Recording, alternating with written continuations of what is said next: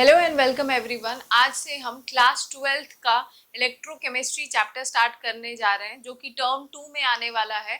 अब देखो, इलेक्ट्रोकेमिस्ट्री सबसे पहले समझने के लिए तुम्हें ये पता होना चाहिए कि इस ब्रांच में हम किस चीज के बारे में स्टडी करते हैं। ठीक है, तो इलेक्ट्रोकेमिस्ट्री वो ब्रांच है जहां पे हम क्या करते हैं, इलेक्ट्रिकल एनर्जी और केमिकल एनर्जी के बारे में स्टडी करते हैं और हम ये देखते हैं कि इन दोनों का रिलेशन क्या है और कैसे एक फॉर्म को दूसरे फॉर्म में हम चेंज कर सकते हैं। समझ आया? That is we study about electrical energy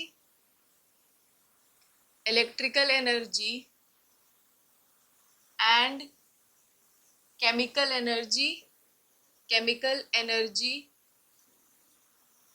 relationship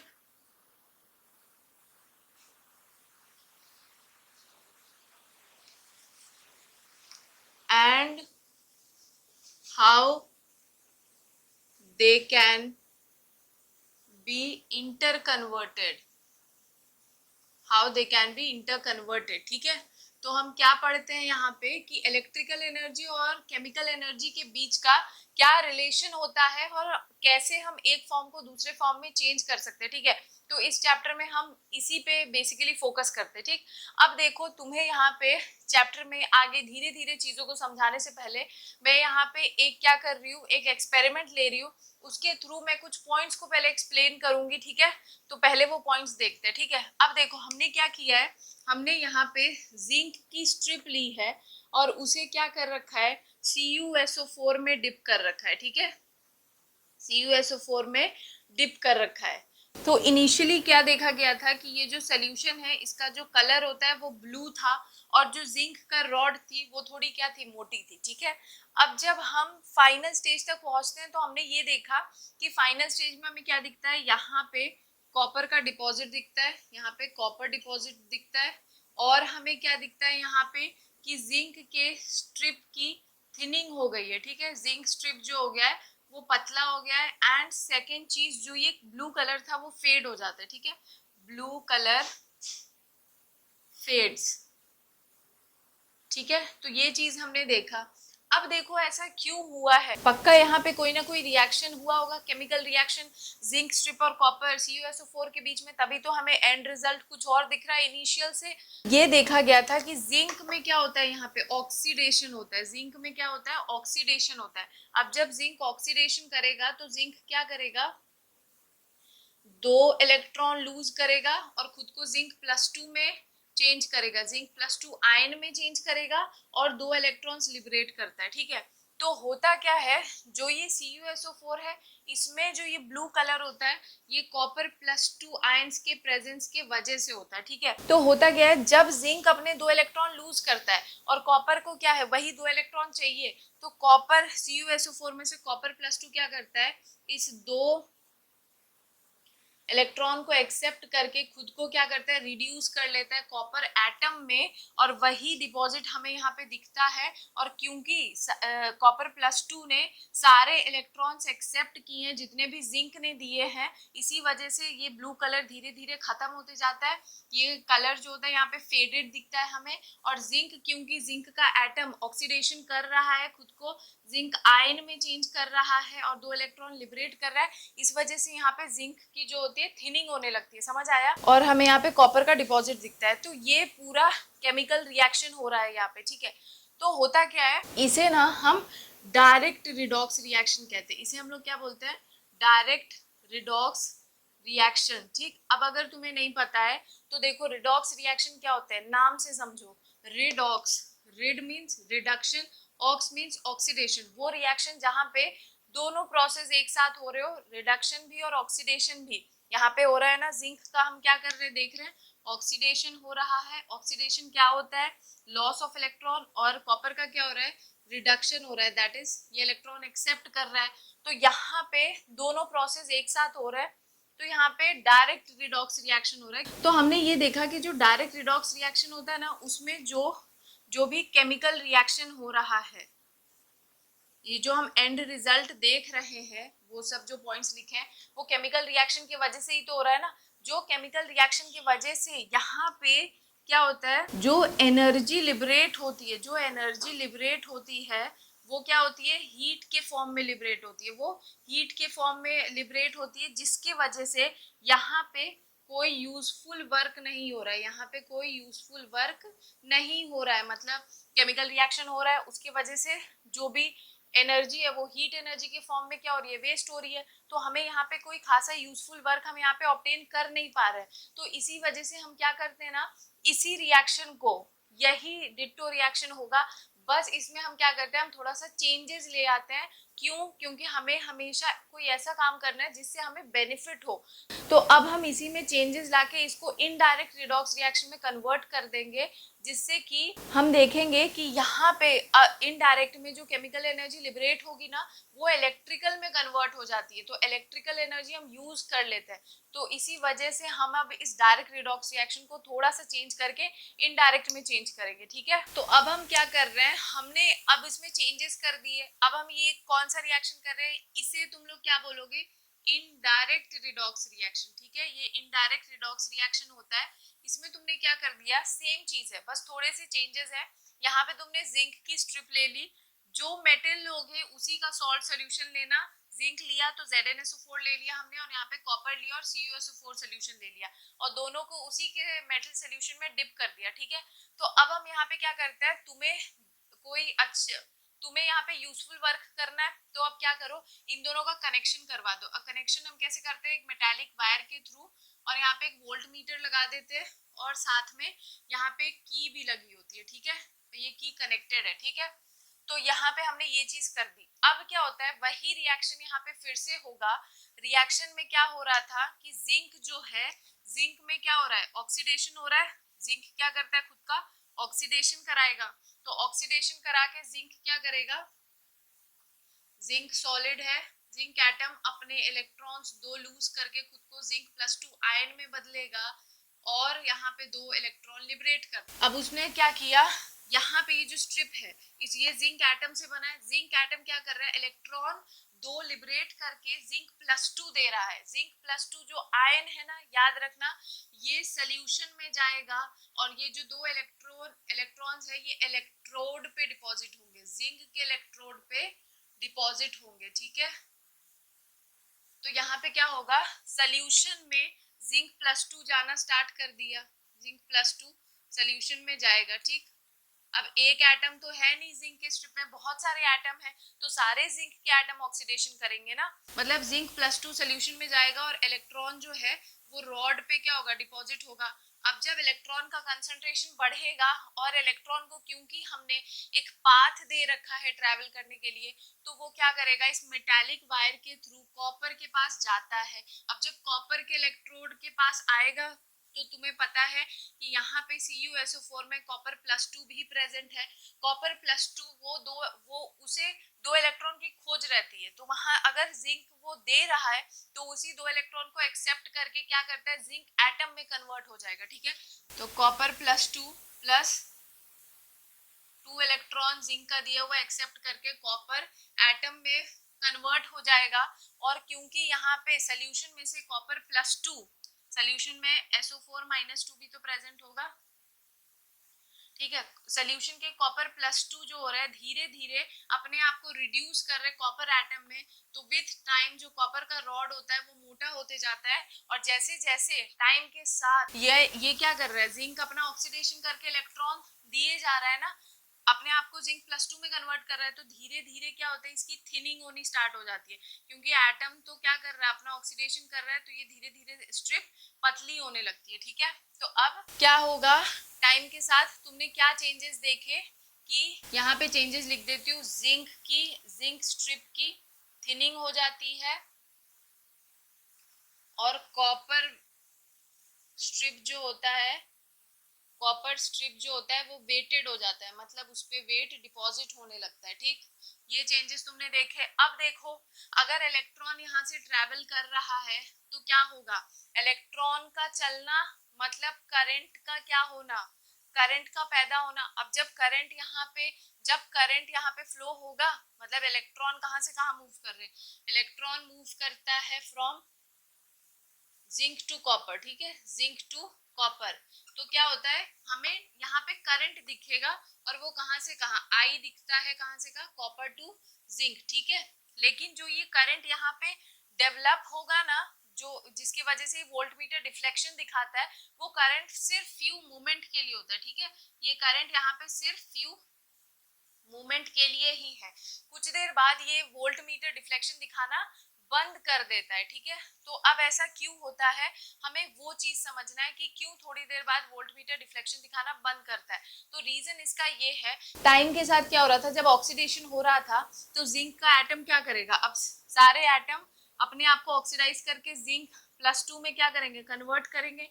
तुम्हें दिख रहा है कि ZnSO4 किससे बना है, जिंक +2 से बना है और SO4 -2 से बना है। अब देखो सोल्यूशन में SO4 -2 तो कहीं से नहीं आ रहा है, लेकिन जिंक +2 का कंसंट्रेशन क्या हो रहा है, बढ़ता जा रहा है। अब जिंक +2 का कंसंट्रेशन बढ़ेगा, जितना ज्यादा जिंक +2 का कंसंट्रेशन बढ़ेगा उतने इलेक्ट्रॉन्स भी तो रॉड पे आते रहेंगे। तो अब अगर यहाँ पे भी इलेक्ट्रॉन का कंसंट्रेशन बहुत ज्यादा बढ़ गया है तो रॉड क्या होता है, रॉड नेगेटिवली चार्ज हो गया है, और ये जो सोल्यूशन है ये क्या हो गया, पॉजिटिवली चार्ज हो गया। रॉड नेगेटिवली चार्ज हो गया है और जो सोल्यूशन है वो पॉजिटिवली चार्ज हो गया है। तो यहाँ पे क्या होता है, दोनों के बीच में क्या हो जाता है, अट्रैक्शन डेवलप हो जाता है। अट्रैक्शन डेवलप होगा भाई, क्या होगा, अट्रैक्शन की वजह से अब जिंक +2 इस इलेक्ट्रॉन को वहां जाने ही नहीं देता है। तो जब इलेक्ट्रॉन मूव ही नहीं करेगा तो तुम्हें करंट कहाँ ज्यादा देर तक दिखेगा। तो इसी वजह से, क्योंकि यहाँ पे इन दोनों के बीच में अट्रैक्शन डेवलप हो गया, तो इस वजह से यहाँ पे इलेक्ट्रॉन का फ्लो बंद हो जाता है और हमें करंट दिखना बंद हो जाता है।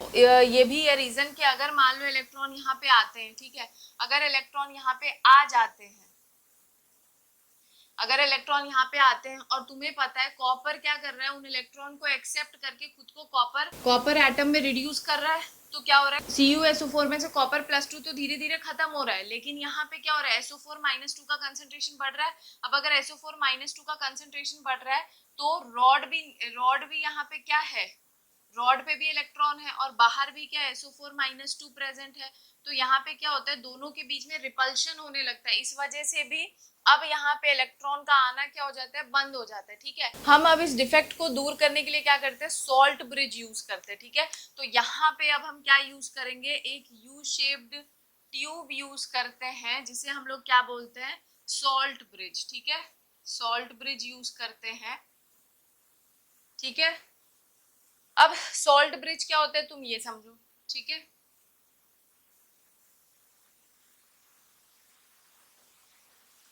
सॉल्ट ब्रिज देखो किससे बना होता है, सॉल्ट ब्रिज में क्या होता है, अगर अगर का पेस्ट लेते हैं उसको किसके साथ मिलाते हैं, KCl, KNO3, NH4, NO3, इनमें से किसी भी एक मॉलिक्यूल के साथ मिला दिया जाता है और उस पेस्ट को इस यू शेप ट्यूब में क्या करते हैं, डाल देते हैं हम लोग, और यहाँ पे इसके एंड पे क्या होता है, कॉटन बॉल या कुछ भी कॉटन यहाँ पे लगा दिया जाता है, ठीक है।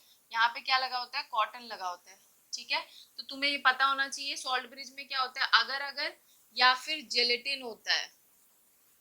अगर अगर को किसके साथ मिलाया जाता है, hot aqueous solution of KCl, KNO3 या फिर NH4NO3, ठीक है। ये इसका पेस्ट बना के इस ट्यूब में भरा जाता है। अब तुम्हें एक दो पॉइंट पता होना चाहिए कि सॉल्ट ब्रिज में ऐसे ही मॉलिक्यूल्स डालोगे जिनकी मोबिलिटी क्या होती है, सेम होती है, समझ आया। तो यहाँ पे अगर क्वेश्चन पूछ दिया जाए कि सॉल्ट ब्रिज में KCl, KNO3 या फिर NH4NO3 क्यों यूज किया जाता है, तो क्या बोलोगे, क्योंकि इनकी मोबिलिटी क्या होती है, सेम होती है, ठीक है।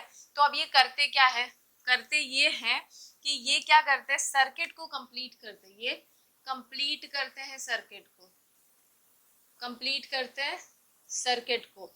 अब ये सर्किट को कैसे कंप्लीट करते हैं, होता क्या है कि ये वाला जो सोल्यूशन का साइड है ये पॉजिटिवली चार्ज हो जाता है, ये वाला सोल्यूशन का साइड नेगेटिवली चार्ज हो जाता है, क्योंकि कॉपर +2 खुद को रिड्यूस कर लेता है और SO4 -2 सोल्यूशन में बढ़ते जाता है। यहाँ पे जिंक +2 का सोल्यूशन, जिंक +2 आयन का कंसंट्रेशन बढ़ रहा है क्योंकि जिंक का ऑक्सीडेशन होता है। तो यहाँ पे क्या है, इन दोनों साइड को न्यूट्रलाइज करता है सॉल्ट ब्रिज। कैसे, क्या करता है, यहाँ पे पॉजिटिवली चार्ज है ना, तो अगर हम इसमें KCl ले लें, कि मान लो यहाँ पे इसमें अगर अगर के साथ KCl भरा है, तो होता क्या है, खुद बताओ, ये सोल्यूशन पॉजिटिवली चार्ज्ड है, ये सोल्यूशन क्या है? अगर ये पॉजिटिवली चार्ज्ड है तो इस पे इसके इधर कौन सा आयन आएगा? Sufficient amount of Cl minus इसके कोने में आता है और इसके साथ जिंक +2 के साथ कंबाइन करके क्या करता है, इस सोल्यूशन को न्यूट्रलाइज कर देता है। और वैसे ही यहाँ पे क्या होगा, सफिशिएंट नंबर ऑफ K+ आके SO4-2 के साथ कंबाइन करके इस एंड को न्यूट्रलाइज कर देते हैं और यहाँ पे ये जो एक्यूमुलेशन ऑफ चार्ज हुआ है इसे खत्म कर देते हैं, जिसके वजह से इलेक्ट्रॉन का फ्लो स्टार्ट हो जाए और सर्किट कंप्लीट हो जाए। ठीक है, क्योंकि देखो अब सर्किट कंप्लीट है ना, बाहर इलेक्ट्रॉन वायर के थ्रू मूव करेगा और अंदर आयंस का मूवमेंट हो रहा है किसके थ्रू? सॉल्ट ब्रिज के थ्रू। समझ आया? और यहाँ पे कॉटन बॉल या कुछ पोरस मटेरियल इसलिए फिल किया जाता है ताकि ये जो दो तुमने KCl लिया है वो इसके साथ इंटरमिक्स ना कर जाए सोल्यूशन के साथ। समझ आ रहा है? ये था इसका एक्सप्लेनेशन। अब देखो यहाँ पे क्या तुमने इनडायरेक्ट रिडॉक्स रिएक्शन करके यूजफुल वर्क किया, तुम्हें ये समझना है। तो हाँ, डेफिनेटली खुद समझो, यहाँ पे जो रिएक्शन हो रहा है, रिएक्शन के वजह से जो केमिकल एनर्जी लिबरेट हो रही है उसे हमने किस में कन्वर्ट कर लिया? इलेक्ट्रिकल एनर्जी में कन्वर्ट किया है। तो ये तो हमारे लिए क्या हुआ? यूजफुल वर्क ही तो हुआ। ये हमारे लिए क्या यूजफुल वर्क है। और ऐसा सेटअप जो क्या करता है, केमिकल एनर्जी को इलेक्ट्रिकल एनर्जी में कन्वर्ट करे, इसे हम लोग क्या बोलते हैं? गैल्वेनिक सेल, या फिर इसे क्या बोलते हैं? वोल्टेक सेल। ठीक है, इसे तुम लोग क्या बोलोगे? वो डिवाइस जो केमिकल एनर्जी को इलेक्ट्रिकल एनर्जी में कन्वर्ट कर रहा है उसे हम लोग क्या बोलते हैं? गैल्वेनिक सेल, या फिर क्या बोलोगे? वोल्टेक सेल। ठीक है, तो यहाँ पे मैंने तुम लोग को बेसिक एक्सप्लेनेशन दे दिया है कि गैल्वेनिक सेल या वोल्टेक सेल किसे कहते हैं, हम ये यहाँ पे ये एक्सपेरिमेंट कर क्यों रहे हैं। तो अब तुम्हें यहाँ पे कुछ टर्म्स समझने, ठीक है? जैसे कि एक टर्म आता है इलेक्ट्रोड पोटेंशियल। ठीक है, एक टर्म है एनसीईआरटी में दिया हुआ, इलेक्ट्रोड पोटेंशियल। अब इसे ये क्या होता है ये चीज समझो। यहाँ पे तुमने क्या देखा कि ये रॉड और इसके सोल्यूशन के बीच में एक चार्ज का डेवलपमेंट हुआ है। रॉड यहाँ पे जिंक की क्या होगी? नेगेटिवली चार्ज हो गई थी और ये सोल्यूशन कैसा हो गया था? पॉजिटिवली चार्ज हो गया था। मतलब यहाँ पे मेटल का रॉड और उसके सोल्यूशन के बीच में जो चार्जेस का डेवलपमेंट हुआ है, या फिर कह सकते हो जो पोटेंशियल डेवलप हुआ है, उसी को हम लोग क्या बोलते हैं? Electrode potential. समझ आया? तो क्या बोलोगे? Potential difference between electrode and its electrolyte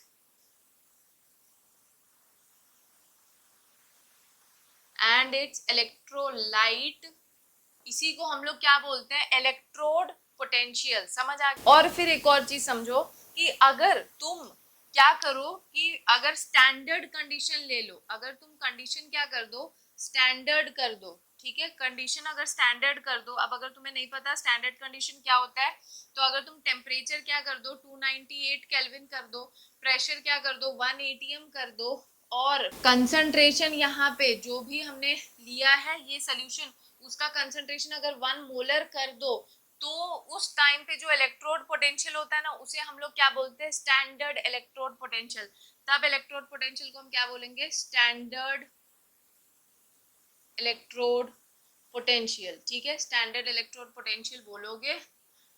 अब देखो एक और बात समझानी है तुम्हें। यहाँ पे गैल्वेनिक सेल में या वोल्टेक सेल में जिस स्ट्रिप पे ऑक्सीडेशन होता है ना, उसे हम लोग क्या बोलते हैं? एनोड बोलते हैं। और हमें दिख रहा है कि यहाँ पे ऑक्सीडेशन किस पे हो रहा है? जिंक के स्ट्रिप में।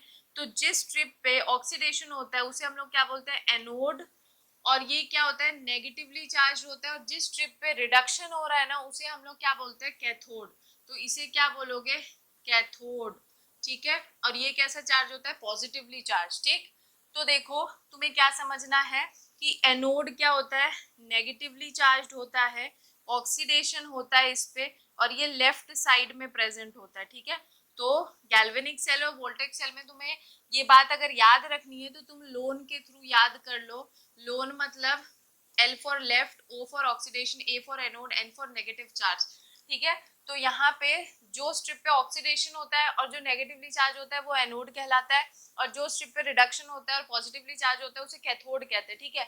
अब तुम्हें दिख रहा है कि यहाँ पे इन दोनों के बीच में भी क्या है, एक पोटेंशियल का डेवलपमेंट है, दैट इज ये नेगेटिव चार्ज है, ये पॉजिटिव चार्ज है। तो जो इलेक्ट्रोड के बीच का पोटेंशियल डिफरेंस होता है ना, उसे हम लोग क्या बोलते हैं, सेल पोटेंशियल, ठीक है। तो ये पहला था। दूसरा पॉइंट क्या है, potential difference between two electrodes, between two electrodes is known as क्या, सेल पोटेंशियल, ठीक है। सेल पोटेंशियल, और इसे किससे रिप्रेजेंट करते हैं हम, इसे ई सेल से बोला, ई सेल से दिखाया जाता है, ठीक है। मतलब सेल पोटेंशियल को ई सेल से तुम्हें हर जगह बुक में लिखा हुआ दिखेगा।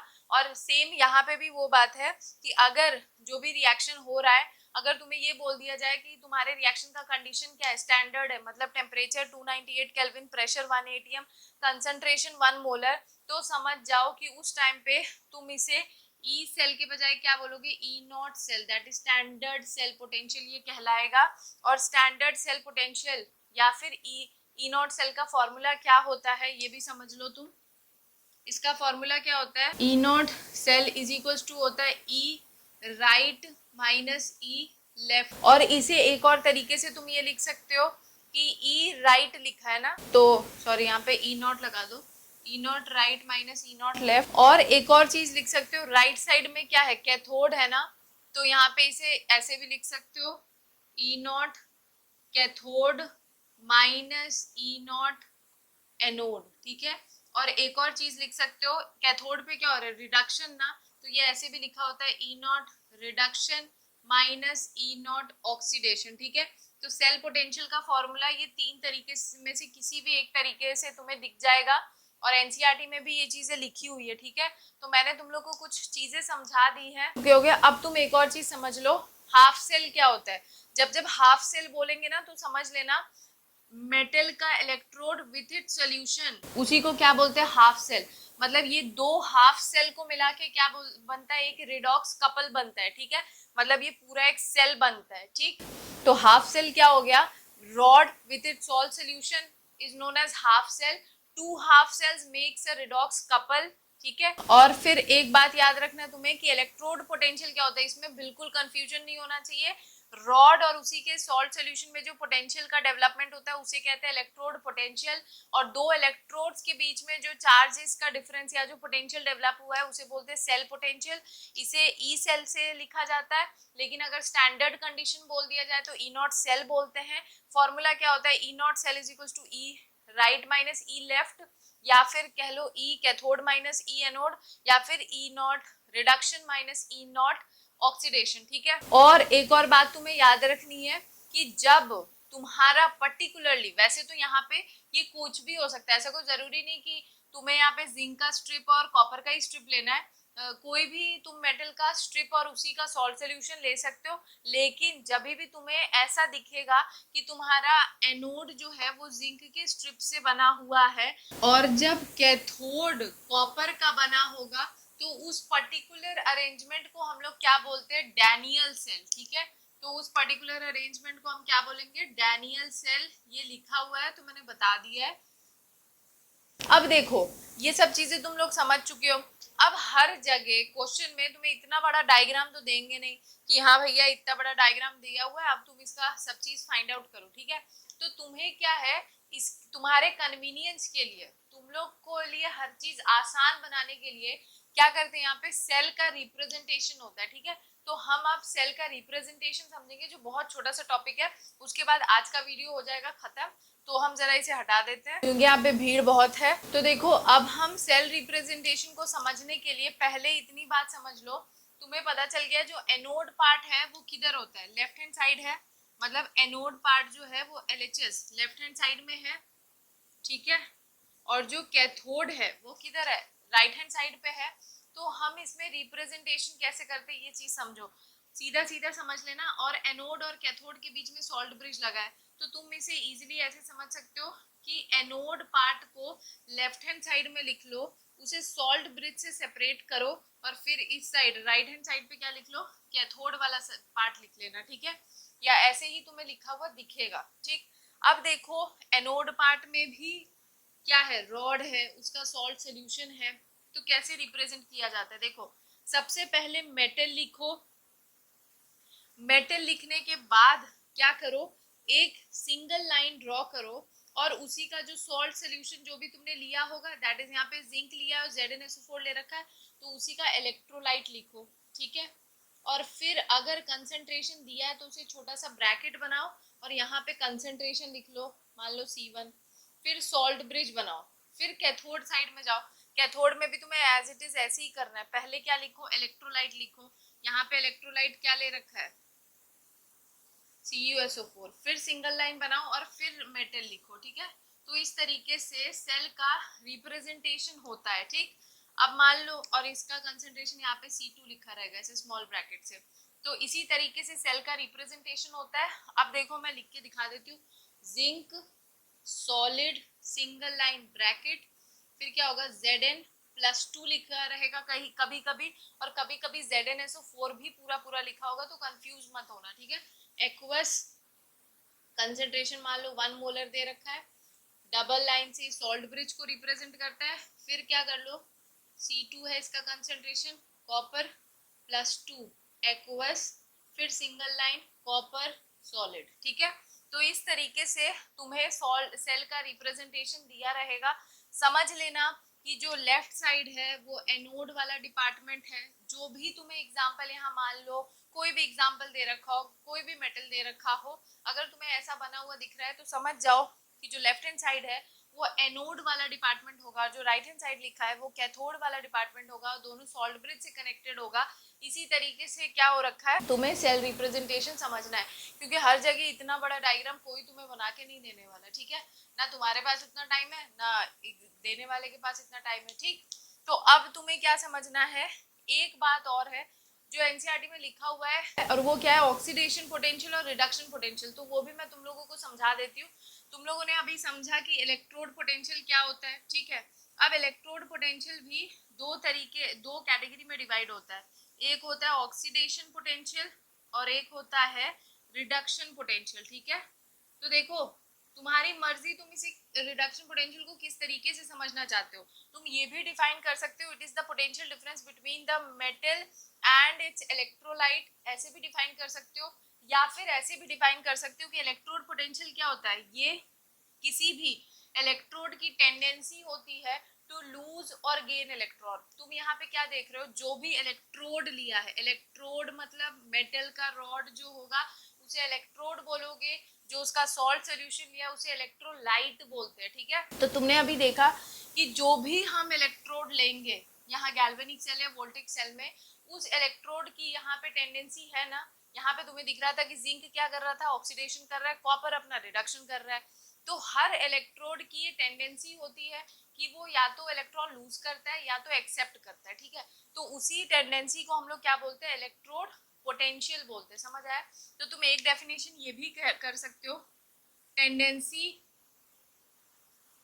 टू लूज और गेन इलेक्ट्रॉन, ये भी क्या कहलाता है, इलेक्ट्रोड पोटेंशियल कहलाता है। ठीक है, और उस तरीके से भी डिफाइन कर सकते हो जो मैंने बताया। ठीक, तो अगर कोई मेटल क्या कर रहा है, अपना ऑक्सीडेशन, अगर किसी रॉड के पास इलेक्ट्रॉन लूज करने की टेंडेंसी होगी तो तुम क्या बोलोगे, वो उस रॉड की या वो उस मेटल की क्या होगी, ऑक्सीडेशन पोटेंशियल, और जिस मेटल का इलेक्ट्रॉन एक्सेप्ट करने का टेंडेंसी होगा वो उसका क्या कहलाएगा, रिडक्शन पोटेंशियल। समझ आया, तो अगर मेटल की टेंडेंसी होगी टू लूज इलेक्ट्रॉन तो वो ऑक्सीडेशन पोटेंशियल कहलाएगा, और अगर टेंडेंसी होगी टू गेन इलेक्ट्रॉन तो वो क्या कहलाएगा, रिडक्शन पोटेंशियल कहलाएगा। ठीक है, और बस तुम्हें यही याद रखना है कि अगर कंडीशन स्टैंडर्ड दिए होंगे तो तुम इसके आगे बस क्या बोल दोगे, स्टैंडर्ड ऑक्सीडेशन पोटेंशियल, और लिखा होगा स्टैंडर्ड रिडक्शन पोटेंशियल, मतलब वही है। ठीक है,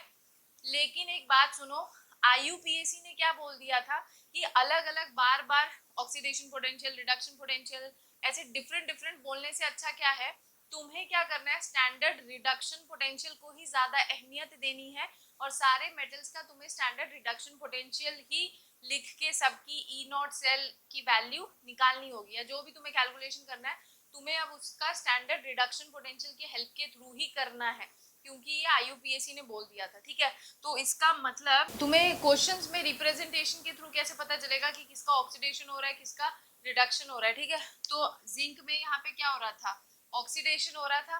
तो देखो स्टैंडर्ड ऑक्सीडेशन पोटेंशियल में भी जिंक में इस तरीके से लिखा हो, ई नॉट ऑफ क्या हो रहा है, जिंक से किस में चेंज हो रहा है, जिंक +2 में चेंज हो रहा है ना। तो यहाँ अगर इस तरीके से लिखा हो या फिर इस तरीके से लिखा हो ई ऑफ जिंक स्लैश जिंक +2, तो तुम्हें यहाँ पे दिख रहा है ना जिंक किस में बदल रहा है, जिंक +2 में।